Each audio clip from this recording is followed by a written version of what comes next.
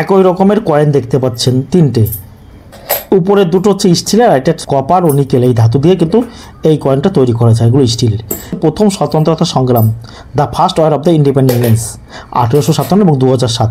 এই কয়েনগুলো কিন্তু বেশি দিনের কয়েন নয়, এগুলো 2007 সালে সিপাহী বিদ্রোহের 150তম বর্ষপূর্তি উপলক্ষে মুম্বাই টাকশাল থেকে এই কয়েনটা তৈরি করেছিল, শুধুমাত্র একটা টাকশাল থেকে মুম্বাই। এগুলো কিন্তু 5 টাকার কয়েন, 5 টাকার। এই কয়েনগুলো, এই কয়েনের যা দাম আছে, এই কয়েনের কী দাম আছে আপনারা সবাই ফোন করে বলেন, দাদা আমার কাছে এরকম একটা স্টিলের ওই কয়েনটা আছে, the first war of the ইন্ডিপেন্ডেন্সের, এই কয়েনগুলো আমি কত টাকা পাবো? স্টিলের কয়েন আপনারা কীভাবে বুঝবেন ভালো করে দেখুন, এই যে দেখুন ম্যাগনেট রয়েছে নিচে, এই ম্যাগনেটে দিলে কিন্তু এই কয়েনটা ধরবে, ম্যাগনেটে দিলে ধরছে, অর্থাৎ চুম্বকে ধরলে সেটা হচ্ছে স্টিল। আর কপার নিকেলের কয়েন যেটা, সেটা কিন্তু কখনোই চুম্বকে ধরবে না। দেখুন কপার এবং নিকেল আছে, এটা 9 গ্রাম ওজন, আর এগুলো হচ্ছে 6 গ্রাম, এটা 6 গ্রাম আর এটা 9 গ্রাম।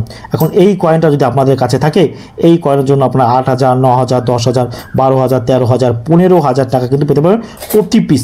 সিপাহী বিদ্রোহের 150তম বর্ষপূর্তি উপলক্ষে এই কয়েনটা কিন্তু তৈরি করেছিল। আর এখানে যে মূর্তি রয়েছে দেখুন, এখানে হচ্ছে দ্বিতীয় বাহাদুর শাহ জাফর, আর এখানে তাঁতিয়ে টুপি, আর এখানে ঝাঁসি রানী লক্ষ্মীবাবু, আর এখানে নানা সাহেব, আর এখানে হচ্ছে ইংরেজদের যে কামানের রয়েছে সেইগুলোরও কিন্তু এখানে তুলে ধরা হয়েছে সিপাহীদের ছবি।